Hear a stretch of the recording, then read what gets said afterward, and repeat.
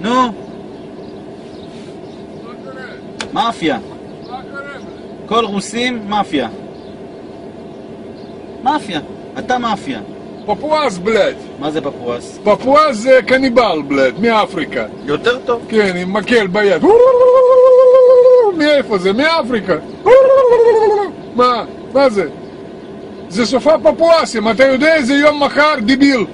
לא. לא? איזה? אתה יהודי? אתה פושע. ואתה לא יודע איזה יום מחר? לא. אתה פושע שנתנו... מחר נגמר המלחמה עם נאצים, 9 למאי, דיביל בלד. אם לא צבא רוסי, אתה וכל המשפחה שלך נכנס באחד סבון של הרגליים נאצים. גם אתה? גם אני, אבל אני יודע, אתה לא. בגלל אתה קניבל. תגיד. אתה בלד נמוך. רגע, יש לי שאלה. ליברמן בצוהר. ליברמן, אתה בלד בבית סוהר צריך להיות ביומיים. בגלל אתה הביאו בלד עופות מקלקיליה בלד. כן. אבל באמת ליברמן בצוהר. כן, בצוהר. כל רוסים בצוהר, עד אחד. מאפיה, מאפיה. אתם מקבלים על החשבון שלנו. על החשבון שלנו.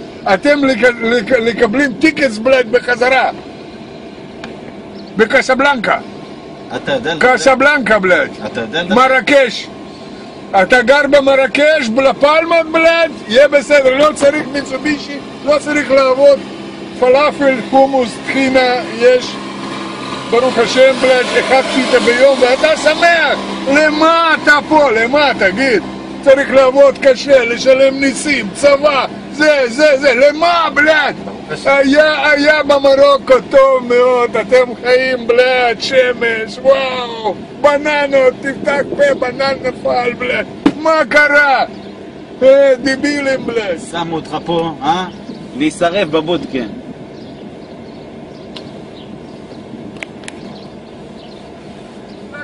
לחזור לקסבלנקה, מהר בלד, מהר.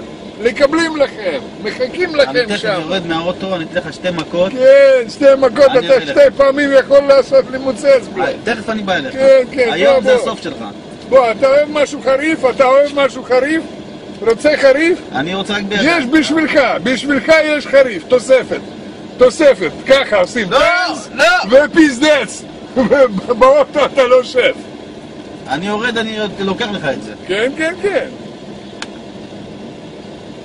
גנב. לך תזדיין בתחת, מניאק.